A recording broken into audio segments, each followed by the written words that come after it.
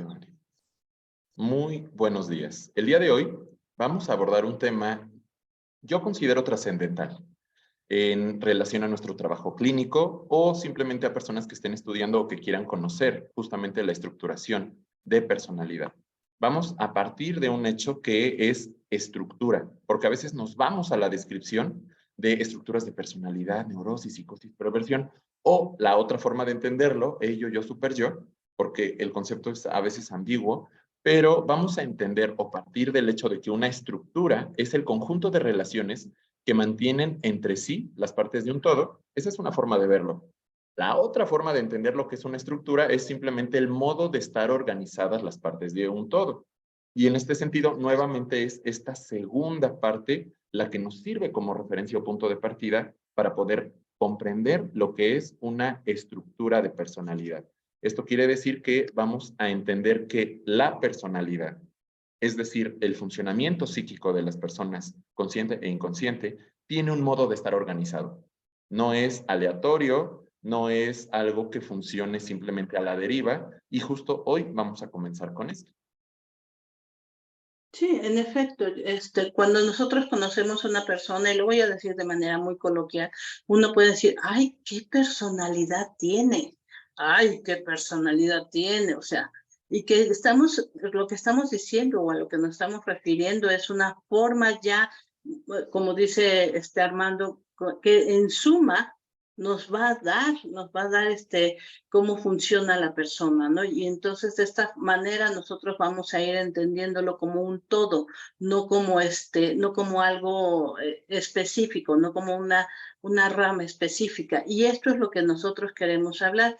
En cuanto al ello, el yo, el super yo, pues sí, justamente es con la primera, es la primera tópica, ¿no? En donde empieza justamente Freud a mencionar justamente lo del ello, yo, super yo, y aquí empieza a partir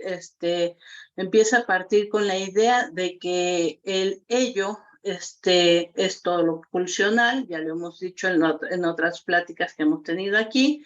El ello es todo lo pulsional, el super yo pues son las reglas, la moral, que nos dice qué hacer y qué no hacer, qué es lo bueno y qué es lo malo, y el yo, que es en donde yo quisiera centrarme en este momento, el yo es la esfera psíquica que es la membrana o es en la que está lo interior y lo exterior, el mundo interno y el mundo externo, y que se tiene que comunicar. Y entonces decían que, por ejemplo, el prolegómeno del yo, pues es justamente la piel, nos va a decir si hace frío, si hace calor, porque esto es lo que nos trae de afuera, y nosotros cómo deberíamos reaccionar ante esto, ¿no? O sea, estoy poniéndolo en el ámbito más rudimentario, pero que ya si lo llevamos a algo más a lo psíquico, es si yo estoy recibiendo estos estímulos, cómo yo debo reaccionar ante estos estímulos, ¿no? Y ya sea agresivo, ya sea amoroso, ya sea de cualquier otro tipo, o sea, combinaciones mucho más amplias, cómo yo entonces debo yo reaccionar. Y aquí es importante porque justamente Freud dice que las personalidades se van a estructurar un poco o se van a estructurar conforme a la fuerza yoica que tengamos, al yo que también esté estructurado. Más adelante, creo que Lacan es el que dice que no está tan de acuerdo, pero en un primer momento, ahí ahorita me voy a quedar, en un primer momento, Freud dice que las personalidades o las estructuras, perdón, de personalidad van a quedar dependiendo de la fuerza yoica que se encuentre, que tenga esta instancia psíquica. Y bueno, aquí dejo. Retomando como esto que dice Diana, un punto muy importante es tener en cuenta que el ello va a ser la parte de la personalidad que se rige por el principio del placer, que quiere decir la descarga del impulso constante, ¿no? El ello busca nada más esta descarga pulsional todo el tiempo. Y el yo, que es como menciona Diana, de suma importancia, el principio de realidad. El principio de realidad para hablar de estructuras de la personalidad es muy importante. ¿Por qué? Porque el principio de realidad quiere decir que tanto el yo tiene conciencia de dónde está dónde empieza él, dónde termina él y dónde empieza la parte de mundo interno y la parte de mundo externo. Quiere decir la realidad, ¿no? Para más adelante que vamos a hablar de distintas estructuras de personalidad, es muy importante ver que el yo tiene conciencia de que es real y que no es real, sino parte de su mundo interno. Aquí, así como comentamos que una estructura es el modo de estar organizado, las partes de un todo, la personalidad también es algo que no tiene una definición universal. Resulta que personalidad viene de personalitas, que es una palabra romana, bueno, latina, que significa máscara, y originalmente era utilizada para expresar la máscara que se ponían los actores en las obras de teatro, porque antes no tenían internet, ni Netflix, ni nada, y tampoco había cines, y entonces para divertirse las personas iban a presenciar obras de teatro, y era una actividad bastante entretenida en esa época. El problema era que no había suficientes actores y para poder representar diferentes personajes, diferentes formas de ser, se colocaban máscaras representando niños, adultos, ancianos, mujeres, hombres, y dependiendo la máscara que se ponían, era su forma de ser, la forma en cómo iban a comportarse. Se toma esta palabra para usarla justamente y describir nuestra personalidad, que por un lado significa persona en un sentido general individuo o ser humano, pero también es nuestra forma de ser, una forma de ser que es única. Es única en un sentido general o, digamos, particular, pero que de forma general tiene funcionamientos que tiene bases tanto en la parte innata como en la parte adquirida. Entonces, esa o a partir de ahí es que hablamos de estructuras de personalidad, porque antes de poder aterrizar en la teoría psicoanalítica, por ejemplo, teníamos la teoría de los humores de Hipócrates, como una forma de entender el comportamiento, el pensamiento, los sentimientos de los seres humanos, pero que a partir de Freud, justamente con su primera y segunda tópica, la parte de consciente, preconsciente, inconsciente en un primer intento, y la parte de ello, yo, super yo, en un segundo intento de explicar cómo se divide o explicar cómo funciona el ser humano, cómo funciona el inconsciente, cómo funciona la mente humana. Y a partir de ahí justamente partimos de esta primera instancia o estructura que es el ello. Una instancia que a veces la confundimos con un demonio. Es como que a veces en las caricaturas se le representa como el diablito que te está hablando y que te dice que hagas cosas malas, pero que en realidad no, solamente es una instancia que busca descargar, ¿no? El principio del placer es acercarte a aquello que puede descargar o a brindarte placer, que puede quitarte una tensión, obviamente satisfaciendo, comiendo, durmiendo, sintiendo placer, haciendo alguna actividad, y que te aleja de aquello que no te genere placer. Pero en realidad el ello no es tanto como un demonio o como algo negativo, solo es amoral, solo quiere satisfacer, quiere lograr una descarga y en la plática anterior yo les comentaba que lo comparaba como si fuera un río, solo busca la descarga, solo fluye, está allí, sin necesariamente ser o negativo o positivo, porque ese juicio es un juicio moral. Retomando esta parte básica como de qué es la personalidad, ¿no? La personalidad también se ha clasificado que tiene una parte de temperamento y de carácter, ¿no? El temperamento es justo esta parte con la que nacemos. Los bebés cuando nacen en un cunero no son iguales, traen otro tipo de energía. Hay un bebé tranquilito que a lo mejor no llora, hay un bebé muy inquieto, hay un bebé más irritable. Esta es la parte que dice, o sea, que se clasificaría como temperamento, que es lo dado, nacemos, llegamos con esta carga genética, instintiva, es el clásico, ahí se parece al tío fulanito porque mira, se enoja igual, hace esta cara, etcétera, ¿no? Esto es con lo que nacemos. Y la parte del carácter sería lo que se va desarrollando a lo largo de la vida, ¿no? Esta es una como clasificación, pues muy básica de qué es personalidad. El carácter se va dando de acuerdo a lo que el ambiente nos va reforzando. Ya vamos a hablar en detalle, pero es justo lo que vamos formando, aprendiendo con esto está bien, esto está mal, las cosas se hacen de esta forma, o sea, eso va haciendo, me identifico con esto, me identifico con lo otro, Eso sería como en una concepción muy clásica de qué es personalidad, otra clasificación de qué lo compone la personalidad, temperamento y carácter. Ujú. Y bueno, pues ya habíamos mencionado, yo quiero un poco lo de Armando, que sí que generalmente o muy anteriormente se ponía como el diablito y el angelito, que era ello, pero pues digan qué tan importante es porque justamente es la descarga y entonces lo que yo quiero porque estoy sintiendo hambre es comer y si yo no me hago cargo de esto que estoy sintiendo, pues simplemente me muero, ¿no? O sea, eh, el ello funciona justamente para sobrevivir, ¿no? Pero el superyo es lo que nos hace que aprendamos a vivir en sociedad. ¿Por qué? Porque el superyo es todas las reglas morales y todo la clasificación de lo bueno y lo malo, que creo que va a ser muy importante que lo pongamos, que lo expliquemos ahorita, porque más adelante, a lo mejor cuando hablemos de perversión, pues puede entrar ahí este tema, ¿no? O sea, nosotros tenemos que aprender por una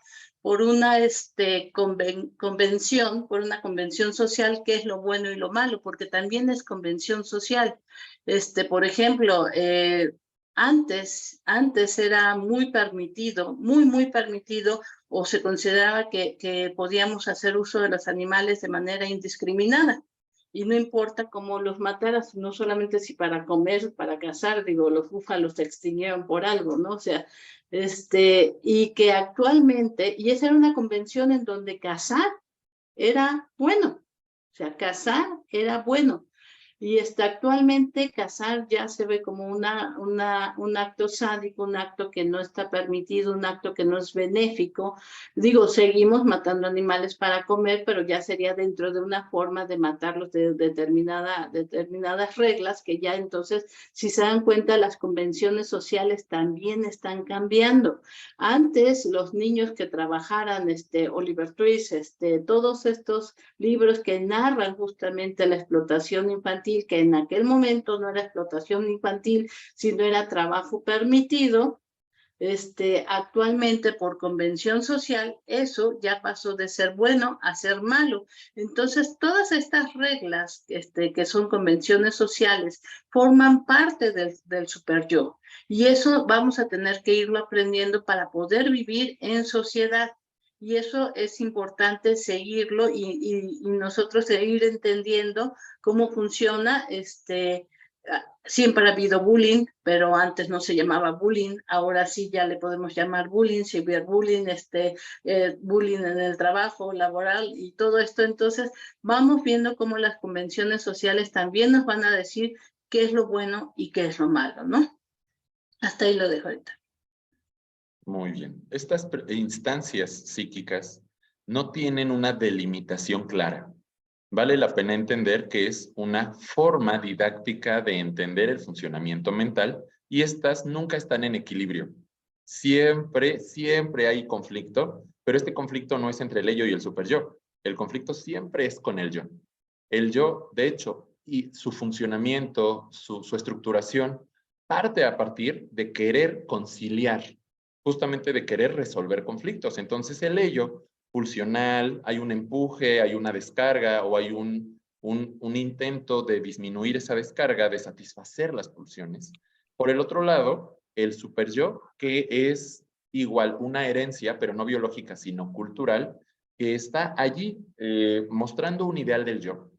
Está mostrando una imagen perfecta que el yo debería seguir como modelo y tiene como respuesta la culpa o el castigo de no cumplirse con, digamos, con los lineamientos, con las exigencias culturales. El superyo tiende justamente a responder de esa manera, mientras que si se satisfacen las exigencias del superyo, la persona se siente con orgullo. Hay una satisfacción moral, hay no solamente un sentimiento de pertenencia al grupo, sino aparte digamos, un deseo o, digamos, narcisísticamente la persona se vive satisfecha.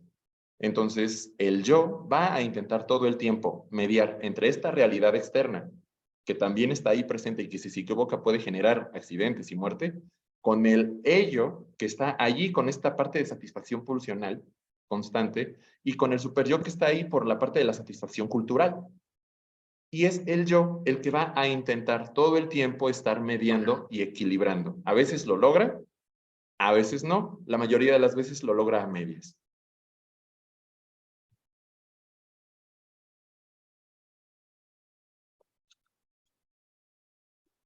Pues no sé si quieren que empecemos a pasar justamente a lo que podríamos hablar de personalidades.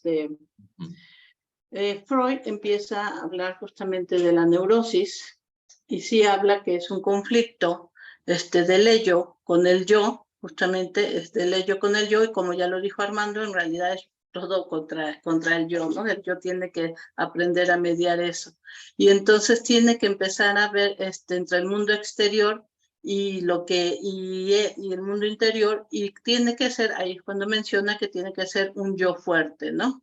Y entonces empieza a decir que dependiendo de su resolución se van a dar algunos tipos de neurosis, como la neurosis obsesiva, la neurosis histérica, la neurosis fóbica, y algunos mencionan la neurosis depresiva, ¿no? Pero de estas menciona algunas características y no sé si alguien quiere entrar a esto o seguimos. Bueno, de la neurosis obsesiva habla justamente de que las personas tienen el pensamiento sobre la emoción, todo el tiempo están pensando. De hecho, dice que un neurótico todo el tiempo está dudando. Una característica de los neuróticos es que hay una duda. ¿Lo hice bien? ¿No lo hice bien? ¿Lo podría haber hecho mejor? Quizá por eso me están mirando así, me están diciendo que no, qué es lo que me quiso decir fulano, qué es lo que me quiso decir mengano, y entonces se caracteriza mucho por la duda. Hay culpa, hay envidia, hay depresión, hay ira, hay ansiedad, porque todo esto hace que el individuo vaya pensando que si está haciendo lo que debería haber hecho o que si lo pudo haber hecho mejor, o por qué el otro lo está haciendo mejor que como yo lo hice, o el otro contestó la pregunta, o sea, en la escuela estaba yo ahí y yo ya me sabía la respuesta, pero no quise decirla en ese momento porque pensé que a lo mejor era tonta esa respuesta, duda, ahí entra la duda, y el otro habló y dijo exactamente lo que yo iba a decir, y ¿qué creen? Le aplaudieron. Y entonces ahí, lo estoy dando esto para que vayan viendo más o menos y identifiquen o nos identifiquemos si creemos dentro de la neurosis, ¿no? Y eso me enoja, o sea, está la ira y todo el tiempo estoy así ansioso. Estamos hablando ya de una neurosis que ya está muy bien definida ahí, ¿no? También está, por ejemplo, el estrés. Obviamente me siento estresado porque no sé si voy a poder o no voy a poder. Me siento frustrado y entonces puedo llegar hasta un trastorno, ya que algo así de pánico, en donde ya me quedo como venadito lampareado y ya no sé qué más hacer ahí, ¿no? Hasta aquí lo dejo con estos comentarios. En este sentido, vale la pena aclarar un punto. El concepto neurosis en Freud tenía un matiz diferente al que puede tener en la actualidad. ¿Por qué? En la época de Freud había un empuje por querer clasificar a las personalidades y en ese tiempo neurosis implicaba enfermedad. Es decir, había como una clasificación de personalidad normal sin conflictos fuertes y había una clasificación como neurótica, como una persona con conflictos de carácter preconsciente o inconsciente, pero que sí afectaba su vida cotidiana. Y una tercera clasificación, así, normal, neurosis y psicosis. Posteriormente llegan otros autores, Lacan es el que me viene más a la mente, que explican y aclaran que no. En realidad a lo que más podemos aspirar es hacer una bola de neuróticos. ¿Por qué? Porque todos tenemos todo el tiempo algún tipo de conflicto interno. Y no quiere decir que estemos todo el tiempo tensos, estresados o que la estemos pasando mal, pero sí en el sentido de que, por ejemplo, por el hecho de nacer en una comunidad, La ventaja de nacer en una comunidad es que no tenemos que preocuparnos todo el tiempo por nuestra supervivencia.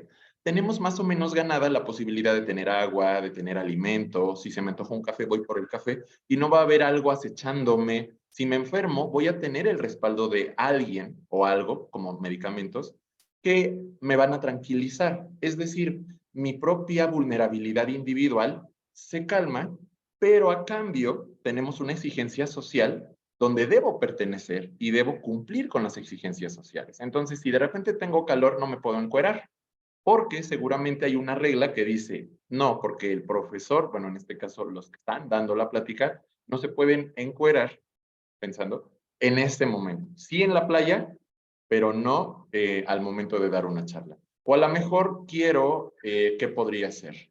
Estoy muy aburrido, está una clase muy aburrida o al revés, tengo un interés diferente al de la clase y quisiera ya no estar prestando atención. Entonces, ¿qué pasa? No puedo en ese momento simplemente salir, porque hay una consecuencia, desde el no aprender o no entender el tema hasta en un sentido general, ya sea en trabajo o en la escuela, que me den de baja. Y entonces vemos cómo todos somos una bola de neuróticos, porque es verdad que si satisfacemos nuestros deseos, así como surgen, surge un conflicto, ya sea con la realidad o con el superyo, por parte del yo. Por otro lado, de no satisfacer los deseos, hay un conflicto también. Y entonces todo el tiempo estamos como mediando entre estos impulsos y a eso actualmente le llamamos neurosis, no como trastorno neurótico, sino como una estructuración neurótica. Es decir, seguimos con nuestra vida cotidiana, podemos amar y trabajar, como diría Freud, pero siempre hay algún conflicto latente. Y ahí quiero comentar, siguiendo esto, o sea, todos los días, nosotros nos encontramos con conflictos, todos los días, desde que no encuentro un estacionamiento vacío en el centro comercial y de repente encuentro que hay uno puesto con el logo de personas con capacidades diferentes, y digo, chines, que tengo que ir rapidísimo por algo, no me voy a tardar, y mi superior me dice, no te puedes estacionar ahí, pero también tu superior te dice, tienes que llegar a tiempo, o sea, y eso es la parte neurótica, ¿no? Y no voy a decir si se estaciona o no, ya será cada quien resolución de ustedes, pero esas son las partes que diariamente tenemos que estar solucionando, y es lo que dice Armando, que todo el tiempo tenemos que estar solucionando esto entre lo que yo quiero hacer, entre lo que yo podría hacer y cumplir y satisfacer lo que se supone que se debe hacer socialmente, ¿no?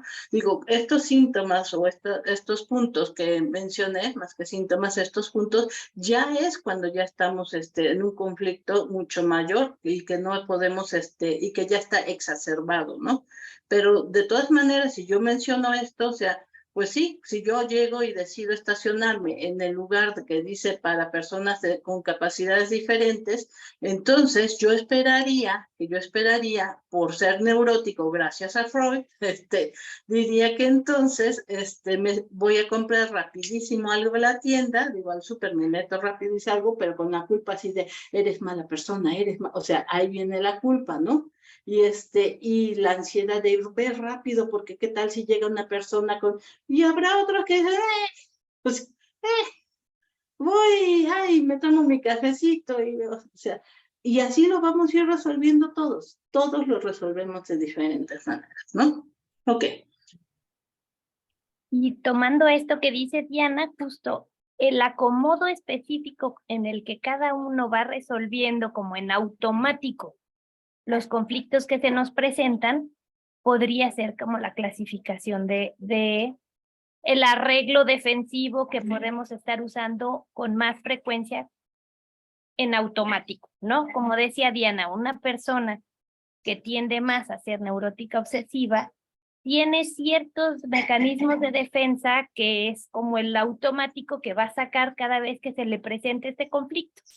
Entonces, cada vez que se le presente un conflicto, una persona así tenderá a racionalizar, a intelectualizar, a ponerlo todo en la parte racional para resolver o no resolver el conflicto, ¿no? Porque también puede ser que no se resuelva y se quede atorado en la duda intelectual o en la duda lógica de qué voy a hacer, qué no voy a hacer, y no involucre la emoción, por ejemplo, ¿no?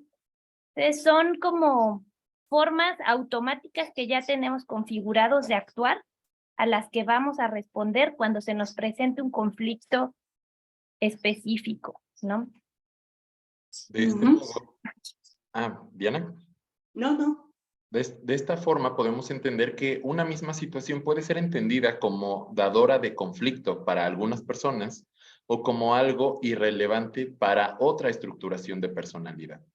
Ahora, vamos a partir también de que estas tres estructuraciones o estructuras de personalidad, neurosis, psicosis y perversión, ya en la actualidad descartamos la personalidad normal o sin conflictos porque no existe. Existe como un ideal, o sea, sí existe una clasificación y a lo mejor los psicólogos tienen de la persona normal y hasta los coaches de vida dicen, si tienes conflictos, háblalo. Si tienes algo que decir, dilo de esta manera, empáticamente, y todo suena muy perfecto, pero es muy súper yoico, porque tenemos este ideal del yo bien marcado, y a veces hasta nos da miedo, es que sentí enojo, es que me sentí triste, ¿no? Y es así de, bueno, pues es que todos sentimos enojo o tristeza. En ese sentido, no hay problema con incluso sentir el impulso agresivo. Vamos caminando en la calle con prisa, va alguien caminando más lentamente y no podemos rebasar a esa persona. E incluso manejando, va alguien manejando lentamente y sale ese impulso agresivo. Y podemos satisfacerlo imaginariamente y aniquilar a ese insecto, o podemos racionalizarlo y decir, bueno, es que seguramente es una persona precavida, o podemos resolverlo de muchas otras maneras. Y en ese sentido, por eso, hablamos de estas estructuraciones donde las personas neuróticas nos ubicamos más del lado de la duda, porque aunque tengamos una certeza, por ejemplo, yo podría, no sé, comprarme una prenda de ropa que me gusta y que yo sé que a mi gusto me queda fabulosa, pero siempre va a haber un, oye, ¿cómo me queda? Oye, ¿cómo ves? ¿Crees que estuvo muy cara o muy barata? Oye, ¿crees que la puedo usar de esta manera? Y siempre los neuróticos estamos intentando contrastar con los demás, con las demás personas, para confirmar si nuestro deseo es el correcto para así calmar nuestra angustia. Mientras que las personalidades psicóticas, que sería la otra gran estructuración, van por la vida con certezas. Es decir, en vez de atender una realidad construida, la cual perciben, también hay una realidad interna que los neuróticos tenemos. No quiere decir que no, los neuróticos sí alucinamos. Los neuróticos también tenemos una percepción no compartida de la realidad, pero podemos diferenciar entre el mundo imaginario del mundo social. Esa es la gran, o una de las formas en que podemos, no tan teórica, no tan pesada, entender cuál es la diferencia entre un neurótico, una persona normalita, y una persona psicótica como aquella que tiene un mundo aparte del construido socialmente. Vive con certezas. Si está alucinando o tiene delirios una persona psicótica, de nada sirve que 1000 personas le digan, no, no es cierto, no te estás quemando, no te estás desintegrando, oye, ¿qué crees? No te están persiguiendo, pensando nuevamente ya en una cuestión paranoide, porque vive con certezas.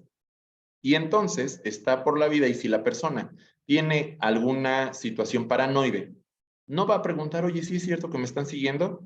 Sino que lo da por hecho. Si una persona está alucinando o tiene algún tipo de delirio, justamente su estructuración es desde la certeza.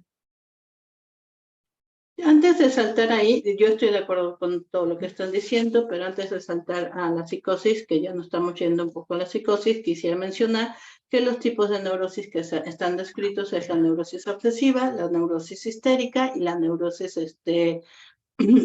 fóbica, la neurosis fóbica.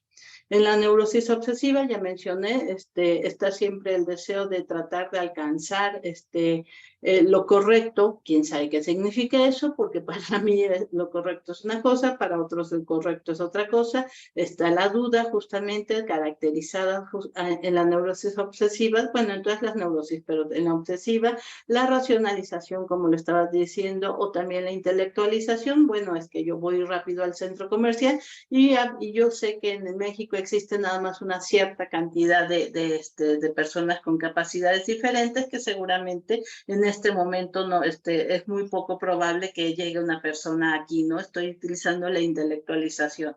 En cuestión de la histeria son deseos que no son satisfechos y no importa lo que yo escoja.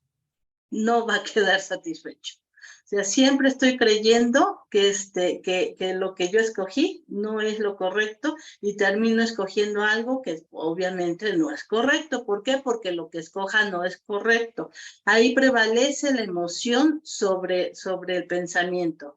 Entonces, de esta forma, todo el tiempo estoy sintiendo y no estoy pensando, ay, es que me siento mal de haberme estacionado. Sigo con el mismo ejemplo, ¿no? Me siento mal de haberme estacionado, pero es que si no hubiera estacionado, o sea, y todo el tiempo voy pensando, voy sintiendo y me muevo y me rijo nada más por el sentir, a comparación de la neurosis obsesiva que me muevo por el pensar.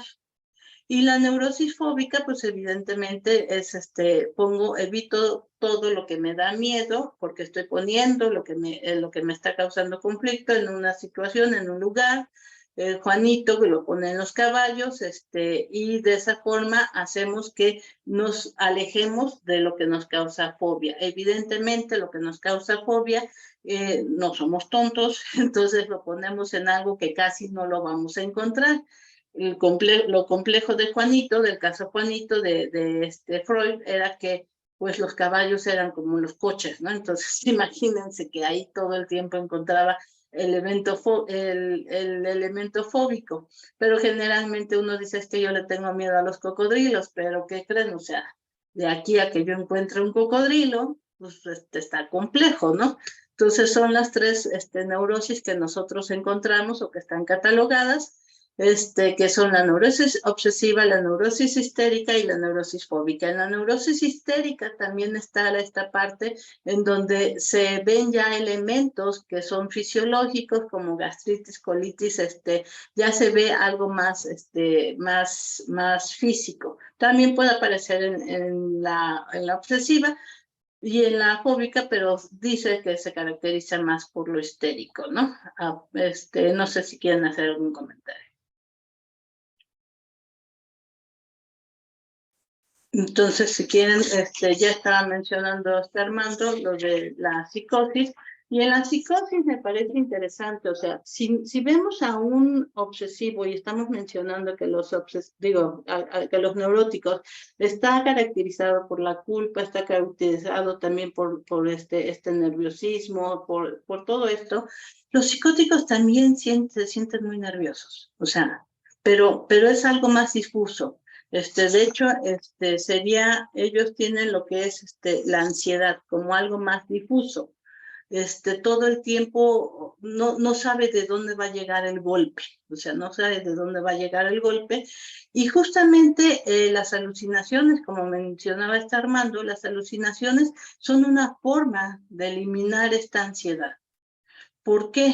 Porque como yo no sé de dónde va a venir este golpe, necesito colocarlo en algo. Necesito colocarlo en algo y puede ser justamente en esta alucinación y entonces ya sé de dónde viene esto, ya me tranquilizo. De hecho, una de las formas peores para tratar la psicosis es confrontar directamente la psicosis. ¿Por qué? Porque si yo esta psicosis estas alucinaciones las estoy utilizando para poder calmarme, si me quitas esta alucinación, pues entonces imagínense que otra vez vuelvo a este mundo de donde yo no sé, hagan de cuenta que están en la neblina y que yo no sé de dónde va a venir el golpe. Entonces yo necesito colocarlo en algo y ahí por lo menos ya sé de dónde va a venir, ¿no?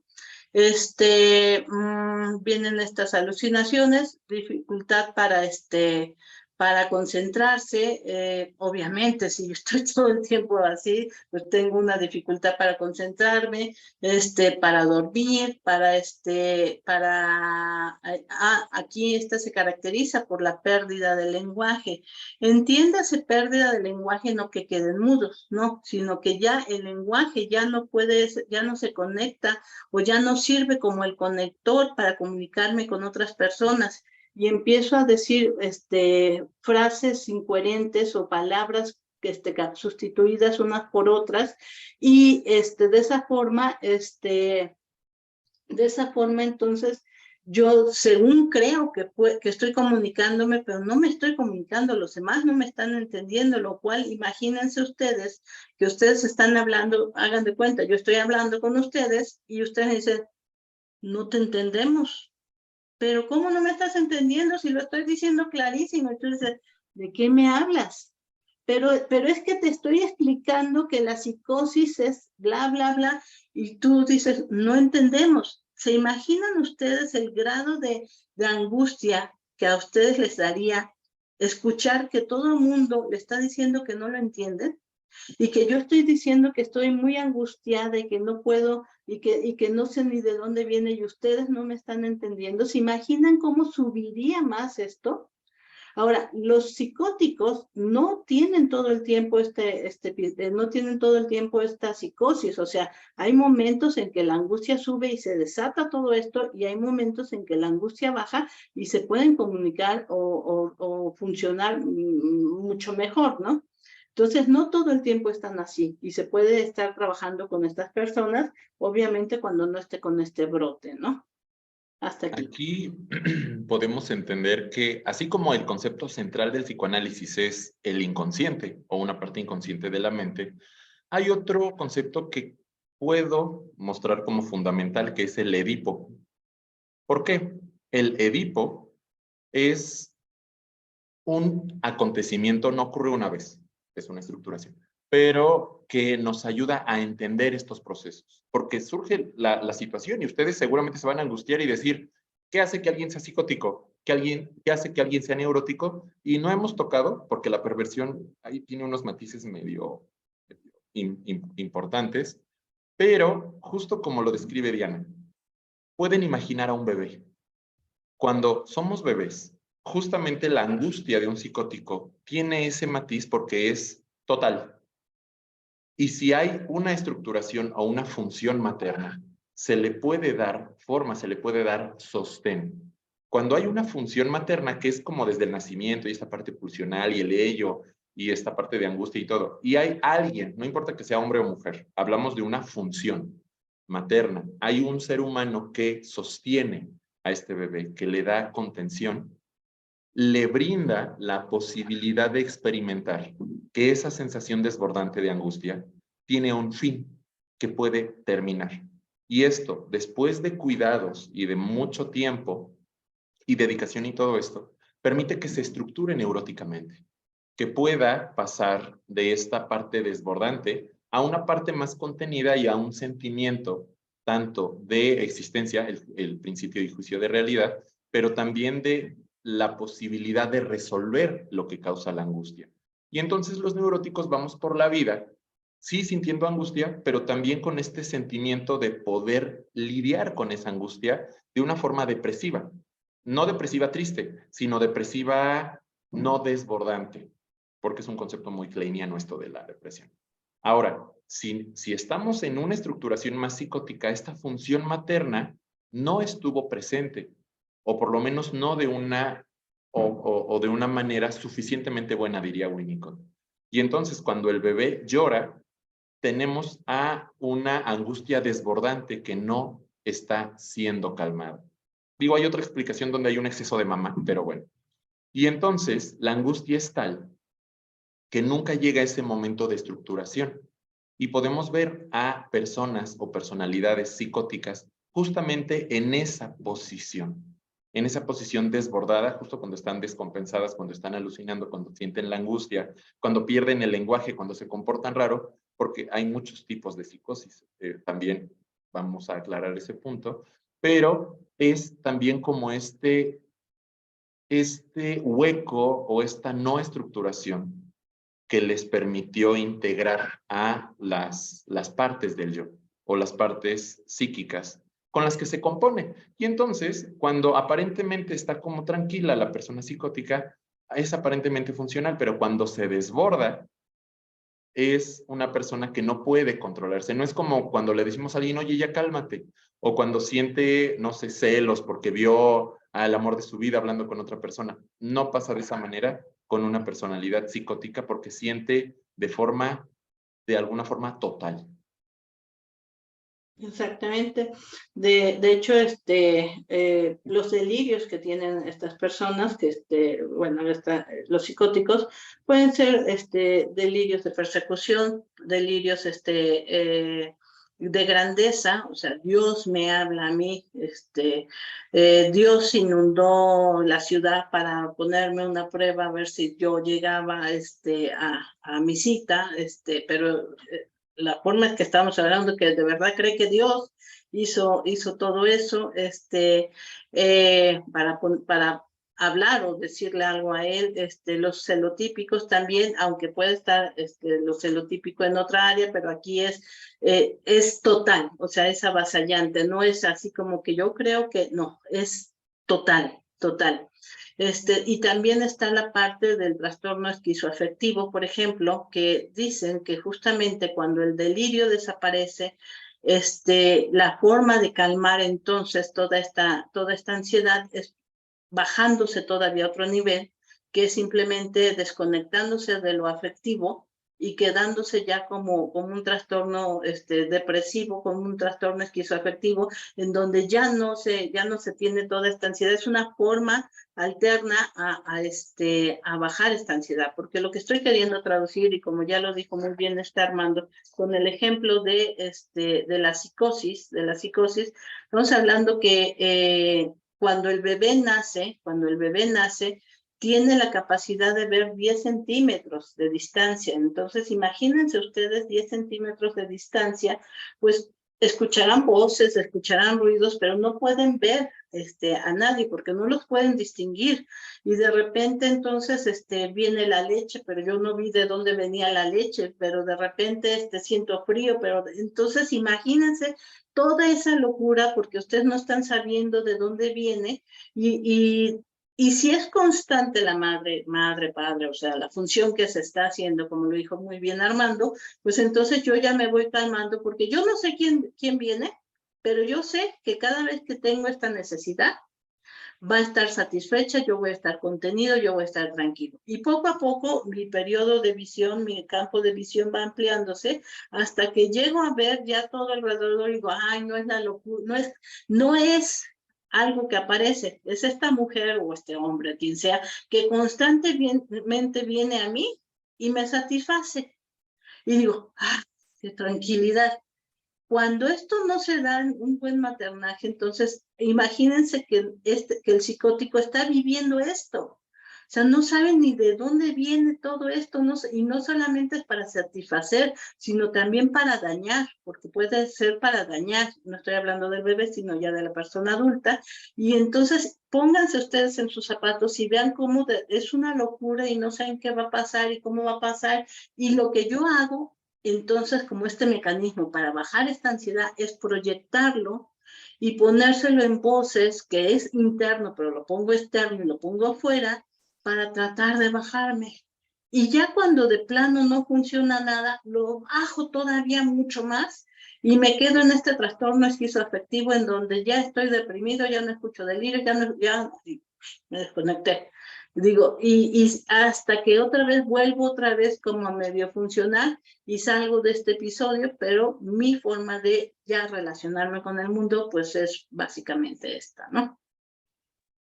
A mí me gustaría mencionar como ciertos criterios, ya que estamos en la clasificación, ciertos criterios para hacer un diagnóstico diferencial y conocer qué estructura tiene el paciente. Estos criterios, bueno, como ya había mencionado, la prueba de realidad es indispensable, el principio de realidad es indispensable para saber si un paciente o una persona es neurótica, es psicótica, limítrofe, ¿no? Ya que si se confunde entre el yo y no yo, en lo real o no real, podríamos inclinarnos más hacia una cuestión psicótica, ¿no? Otro criterio de clasificación, que es justo lo que están hablando Armando y Diana, es la etapa de fijación, ¿no? O sea, en dónde está el conflicto principal, dónde se fijó, quedó atorada, mucha energía mental y se intenta constantemente de resolver o solucionar, ¿no? En una cuestión neurótica, como ya decía Armando, un concepto primordial es el Edipo, entonces sería una fijación alrededor de lo edípico.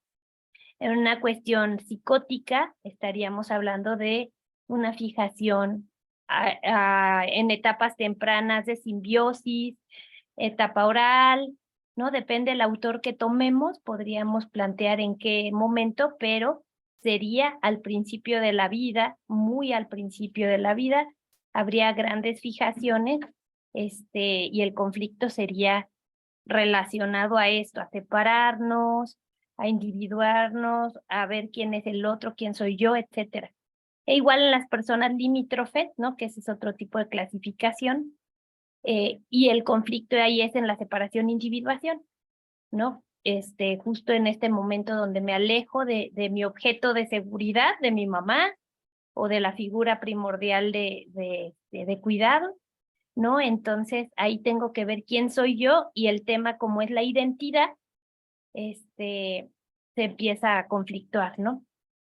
Ya serían cosas muy específicas, pero bueno, entonces etapa de fijación es uno, prueba de realidad es otro, mecanismos de defensa es otra herramienta básica para una clasificación de diagnóstico diferencial, ya que, por ejemplo, se tiende en la psicosis a usar mecanismos de defensa primitivos, como la negación, la escisión, como cuando hablamos aquí de mecanismos de defensa, que hablábamos justo como de los menos desarrollados a los más elaborados, y esperaríamos que conforme va siendo el conflicto más avanzado, más hacia lo edípico, los mecanismos de defensa que se emplean sean más elaborados, ¿no? Como un neurótico empleará mecanismos mucho más complejos que a lo mejor un psicótico, que estará usando mecanismos de escisión, que es como ver al mundo blanco o negro, el bueno, el malo, ¿no? Sin una cuestión como de mayor crítica de decir, bueno, esto tiene bueno y tiene malo, pueden ser las dos, ¿no? El psicótico a lo mejor tiende justo a proyectar constantemente lo que le pasa en otros, el de allá me quiere hacer, el de acá me quiere acá, o yo le gusto a todo mundo, o sea, depende del tipo de delirio del que estemos hablando, o idea delirante. Bueno, entonces los mecanismos de defensa es otro criterio básico, y se me ocurre también la identidad, la integración de la identidad es otro criterio de clasificación muy importante. ¿Por qué? Porque estaríamos hablando que un neurótico es capaz de integrar representaciones positivas, negativas, suyas y de los objetos, ¿no? Un psicótico tenderá más a escindir, o su identidad no la tendrá muy clara, ¿no? O sea, estará en una constante proyección, en una angustia de retaliación, que vengan aspectos negativos, etcétera. Y bueno, una personalidad limítrofe, hay difusión de identidad, quiere decir que no se sabe bien quién es, ¿no? Entonces, bueno, como criterios de clasificación, me gustaría como mencionar eso. Vale la pena hacer esta clasificación porque nuestro acompañamiento va a ser diferente con una persona neurótica que con una persona de estructuración psicótica o incluso perversa. La forma en cómo simbolizan o simbolizamos sí es diferente. La forma en cómo se enfrentan los conflictos es diferente.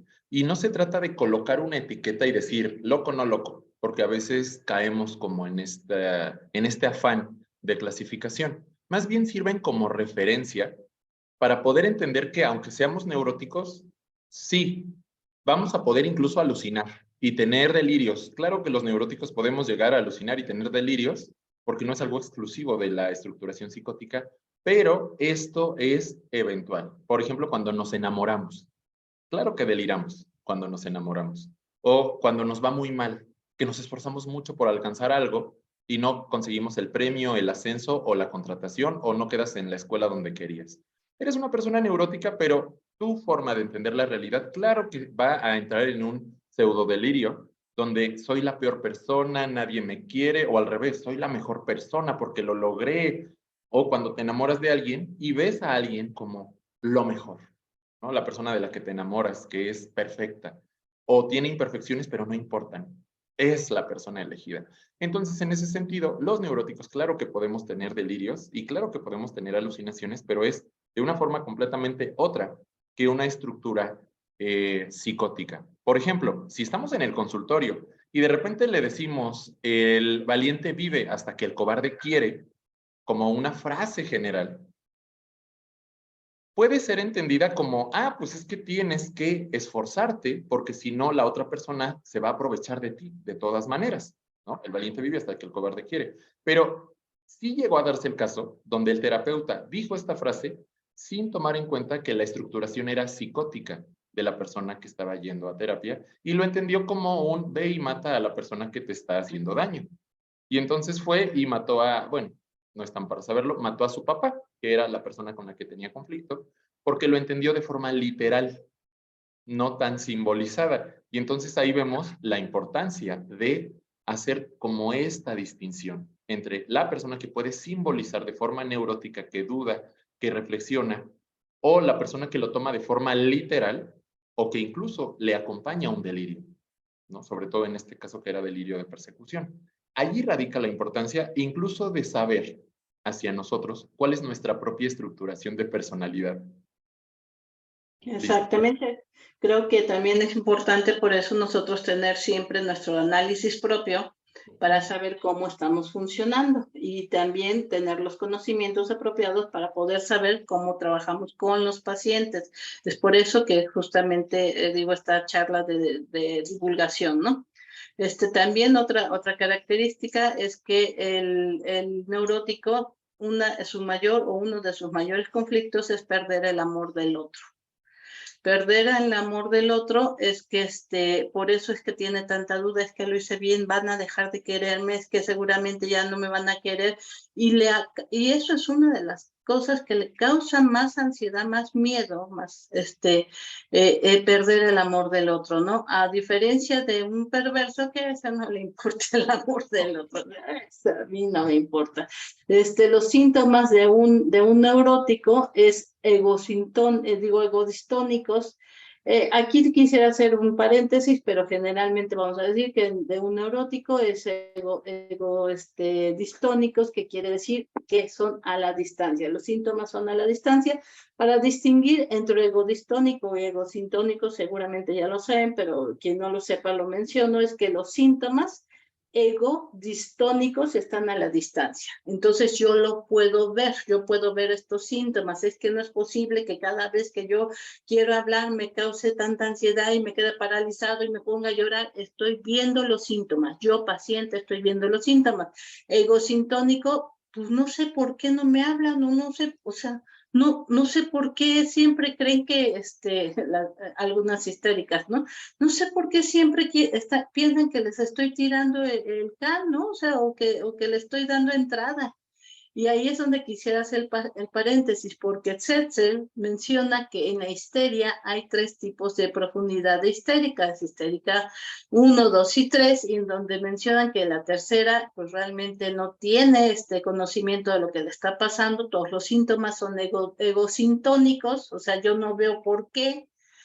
Y la 1 dice, bueno, pues sí, no, la 2 dice, pues no sé por qué, pero seguramente algo he de hacer yo, porque siempre pasa algo así. Entonces como que los está convirtiendo en egos distónicos. Y la 3 es, pues sí, yo lo hago, o sea, de plano, siempre lo hago y siempre resulta lo mismo. Se tiene que trabajar, acuérdense, cuando tenemos pacientes siempre tenemos que trabajar que los síntomas egosintónicos se vuelvan egodistónicos, cosa que en el perverso es muy complejo porque son totalmente egosintónicos, o sea, no los ve, y por consiguiente, pues nunca o casi nunca llega a terapia. Llegará a terapia porque lo mandaron, llegará a terapia por otras cosas, pero no por por la perversión, ¿no? O sea, pues yo estoy bien, o sea, los demás están mal, yo estoy bien. Y esos son 2 criterios que también quería mencionar, el amor al otro. Karen Horner dice que citando también lo que dice Armando del Edipo, Karen Horner dice que nosotros tenemos que hacer que el neurótico renuncie al Edipo, o sea, que pase el Edipo, más que renuncie, que pase el Edipo, y que entienda que está capacitado para poder hacerse cargo de forma adulta y seguir su vida, ¿no? O sea, una cosa que también causa problemas en el neurótico es que también hay una cierta ganancia, o sea, tener todos estos síntomas hace que la gente se encargue de él, y eso lo sigue manteniendo en esta posición infantil, y eso hace que menos quiera pasar a trascender de esta neurosis exaltada, voy a llamarla así. Y lo que se trata, dice Karen Horney, es de que él entienda que ya es un adulto y que tiene las capacidades para enfrentarse al mundo, y que bueno, que siga avanzando. Eso es lo que dice Karen Horney. Y lo dice no de una forma intelectualizada. No se trata de que la persona tenga la idea de, ok, soy un adulto y puedo con el mundo, sino de una forma interiorizada, de tener la confianza de saber que no, primero, lidiar con la angustia de que no hay un ser que te va a resolver o te va a proteger, necesariamente cuando tengas situaciones de conflicto, y que tú tienes la capacidad de poder afrontar o enfrentar las situaciones que están a tu alrededor, ya de una forma justamente autónoma. En este sentido, pues ya como que quería como complementar eso y aterrizar en la parte perversa, porque el tiempo siempre nos está persiguiendo. Y vamos a entender a la perversión. Originalmente, la perversión es entendida históricamente como una desviación.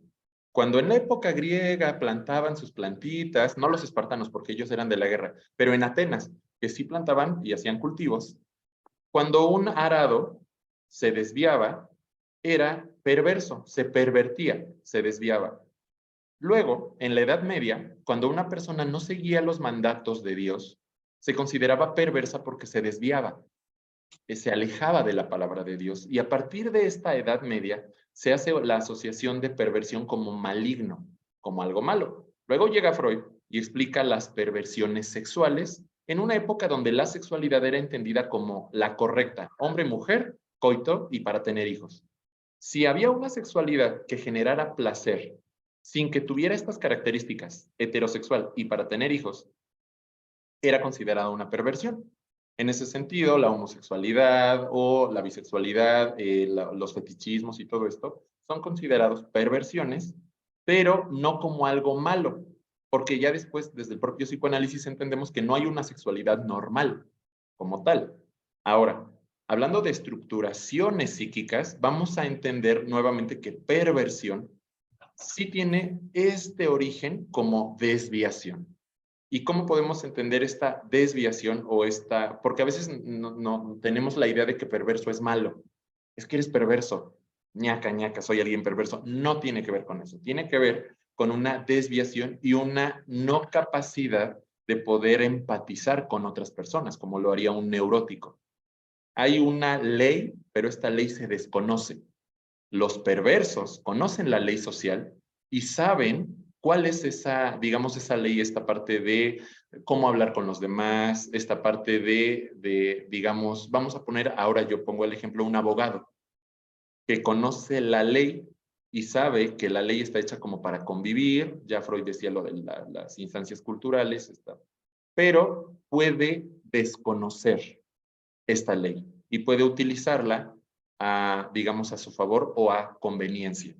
Y entonces es una persona que difícilmente va a seguir los acuerdos a los que llegues con esa persona.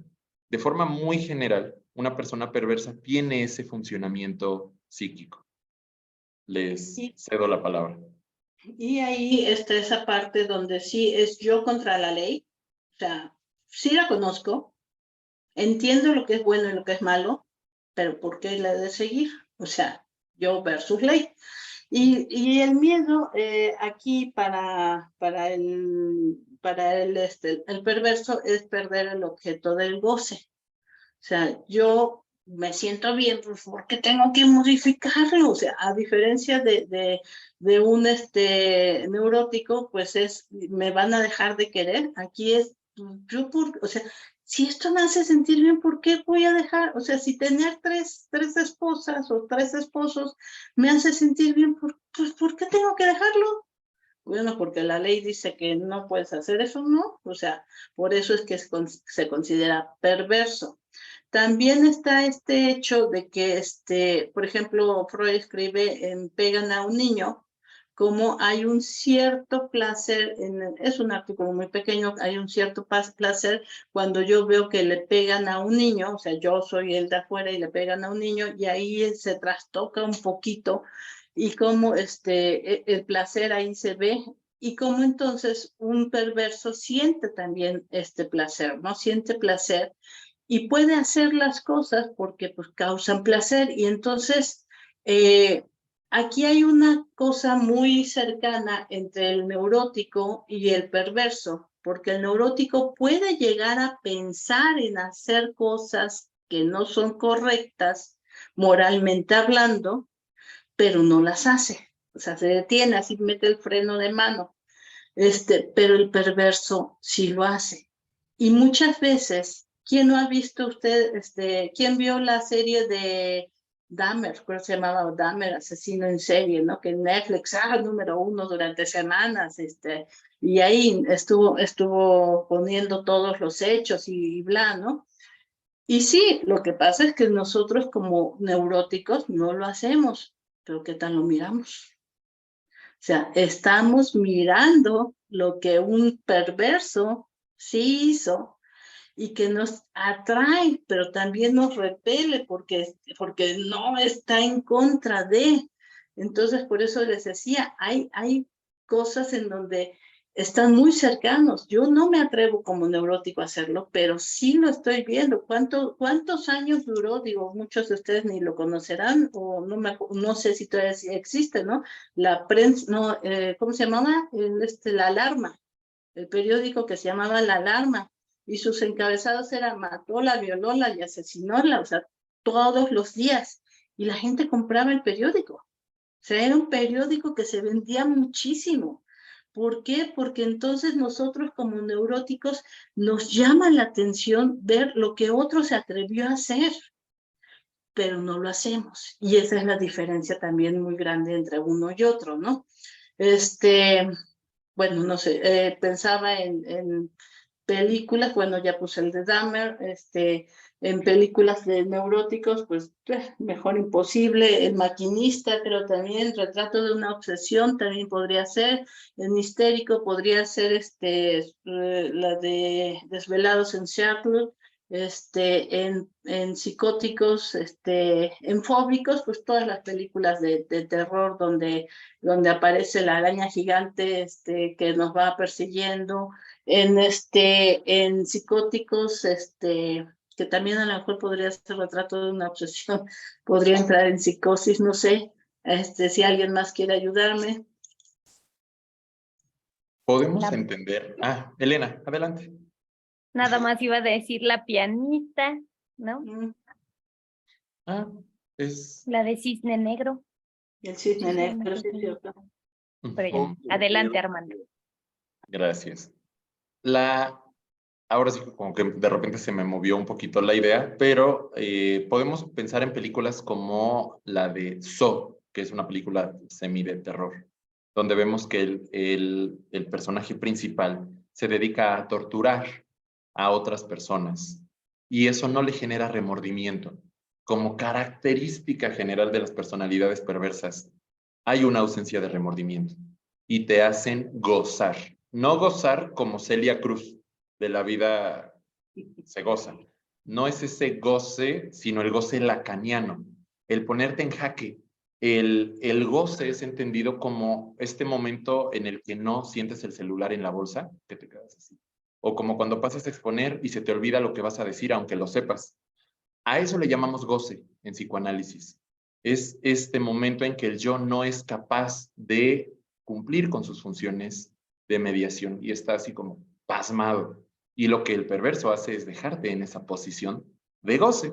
Entonces puedes acordar con él, sí, la sesión va a ser, no sé, los lunes a las 9 de la mañana. Y llegó el lunes al mediodía. Oye, es que solo pude hoy al mediodía. sin avisarte. Simplemente se presenta y te quedas así de, ok, ¿no? Pero recuerda que es a las 9 de la mañana. Es que solo podía a esta hora. Y aunque acuerden, bueno, sí, para la próxima semana yo te aviso si no puedo y todo, y dan las 9 de la mañana otra vez porque solo puede a las 9, y vuelven a dar las 10, las 11 y se vuelve a presentar sin previo aviso a una hora diferente, por ejemplo, y te deja con esta sensación de, ¿no? O sea, ¿qué hago? O cuando está en la consulta, una personalidad perversa te está contando con un detalle muy minucioso situaciones, ya sea sexuales o agresivas, que te dejan así como, ¿qué hago? ¿Le pregunto, no le pregunto, le interpreto? Como una parte de dejarte en un estado de goce. Y creo que eso que está diciendo Armando es muy importante para nosotros poder identificar con qué tipo de personas estamos trabajando. Digo, aquí Elena ya lo mencionó, que hay una intermedia que es la limítrofe. Hoy no lo hemos trabajado, no lo hemos tocado mucho, pero sí está la limítrofe y que es importante que nosotros empecemos a entender. O sea, podemos a veces estar trabajando con un paciente y de repente empezamos a escucharle, un paciente normal, entre comillas, normal, entiéndase, negritas subrayadas y cursiva, que de repente empieza a decirnos que la están persiguiendo. Y acuérdense que para un psicótico es realidad, o sea, no es que pudiera ser, es que es realidad. Y nosotros de repente decimos, ¿qué está pasando? O sea, y cómo lo están persiguiendo. Y no estamos entendiéndonos que hay un monto de ansiedad muy subida que entonces le llevó a desarrollar estas alucinaciones y nosotros perdemos al paciente porque no estamos sabiendo de qué se trata. Si nosotros logramos distinguir esto, decimos, es una personalidad psicótica y entonces hay que ver cómo se contiene, porque eso es lo que nosotros estaríamos haciendo, contener esta angustia para que vaya a ir bajando y podamos seguir trabajando y después investigar qué es lo que le pasó, ¿no? O una persona que es obsesiva del libro, neurótico obsesivo y que entonces empieza a hablarte de 3 puntos diferentes. Y uno es que va a morir la mamá, la otra es que posiblemente pierda su trabajo y la otra es que el gato del vecino se enfermó y empieza a llorar por el gato del vecino y no por las otras dos, ¿no? Y decimos, ¿qué pasó? ¿Por qué está llorando por el gato del vecino? Porque está llevándolo a lo insignificante, característica de los obsesivos, de los neuróticos obsesivos, que lo lleva a lo insignificante y entonces pone toda la emoción en lo insignificante, en lo más pequeño de los eventos, para no llevarlo a los otros porque cree que se va a desbordar. Y así nosotros tenemos que ir aprendiendo cómo nos va a ir, cuáles son las características y cómo entonces poder trabajar con estos pacientes. Elena hay una pregunta en el chat, no sé si quiera contestarla.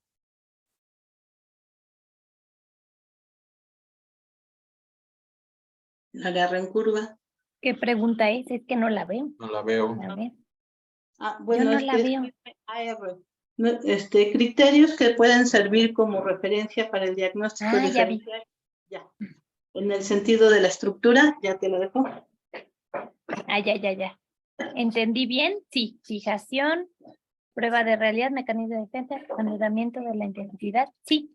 Integración de la identidad, o sea, qué tan integrado o no se siente la persona.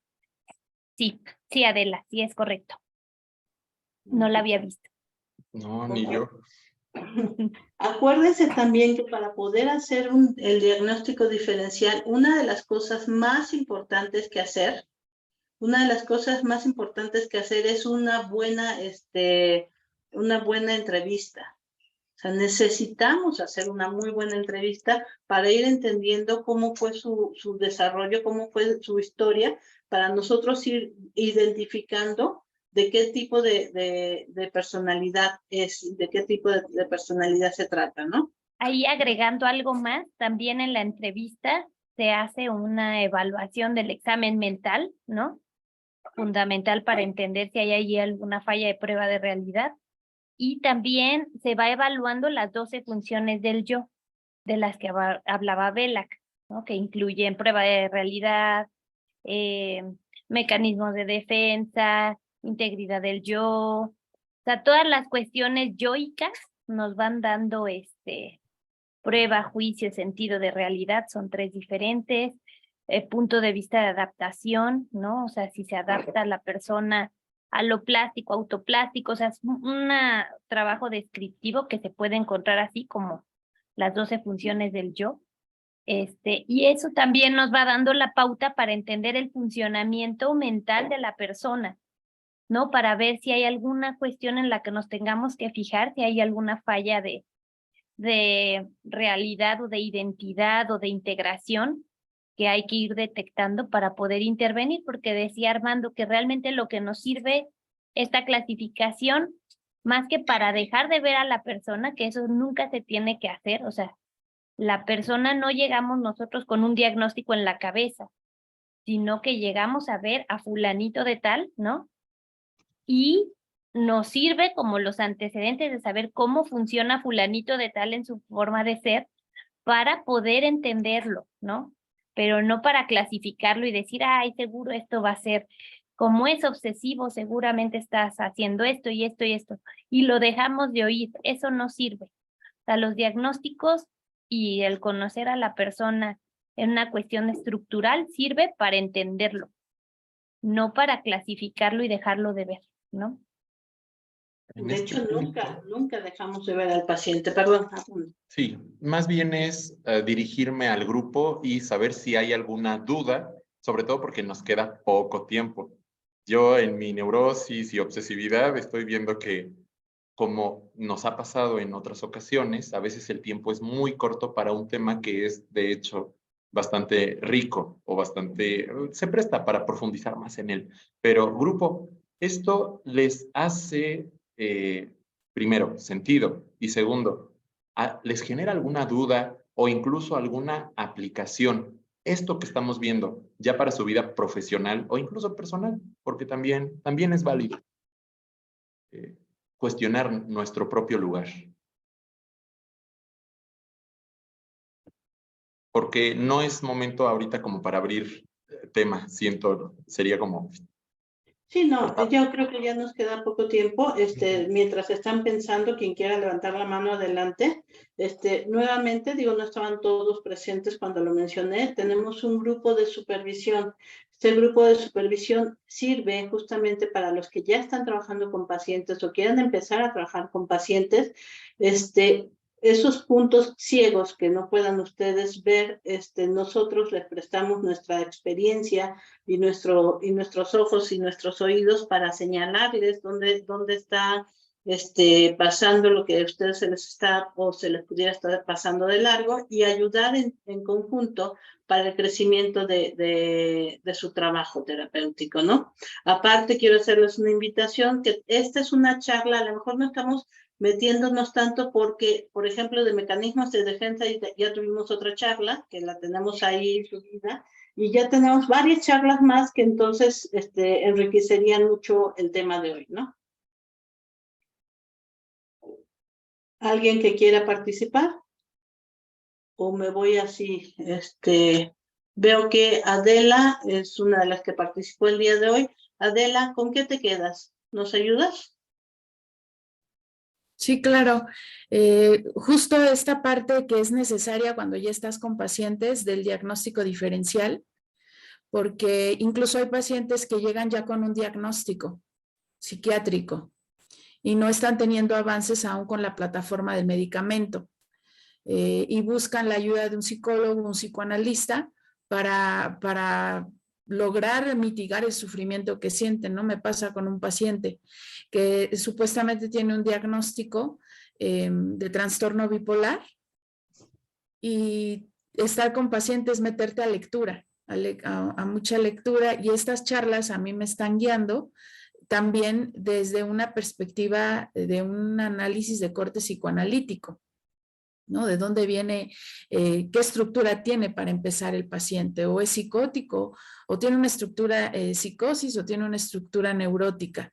tiene una neurosis obsesiva porque distingo estas referencias, ¿no? Estos mecanismos de defensa que tiene, la fijación al detalle, que tiene una fijación muy al detalle, siempre duda de su posibilidad, de las posibilidades que tiene. Y esto me está sirviendo la plática como para también abrir una escucha psicoanalítica, tanto como colega, tanto como en la formación analista, como analista, pero también como analista en el ejercicio. Ok, pues qué bueno, esa era la idea de que esto sirva. Y además, acuérdense, o sea, todos somos falibles, todos. Aquí, aquí estamos nosotros tres, y en conjunto uno podría decir sí, otro podría decir no, porque son opiniones que pudiéramos ser, que pudieran decir que no estamos tan de acuerdo en una supervisión, por ejemplo, y eso es lo rico.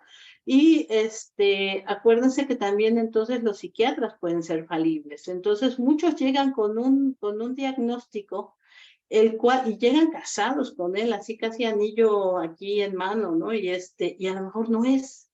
Y a mí me ha pasado que llegan pacientes con diagnósticos y no, pues no es el diagnóstico, y ellos se quieren encajar en el diagnóstico, ¿no? Entonces también es importante que nosotros hagamos nuestro trabajo y podemos decir que quizá pues, no era lo que tenía, o a lo mejor ya trascendió, ¿no? ¿Alguien más? Aura, veo aquí Aura, o José Luis, ¿alguien que nos quiera decir algo? Ya estamos terminando. De hecho, ya se nos terminó el tiempo. Elena, Armando. Pues bien, esta parte, Karina Hernández dice, le gustaría profundizar más en el tema de estructura límite y con el tema de perversión y lo asociado al gusto.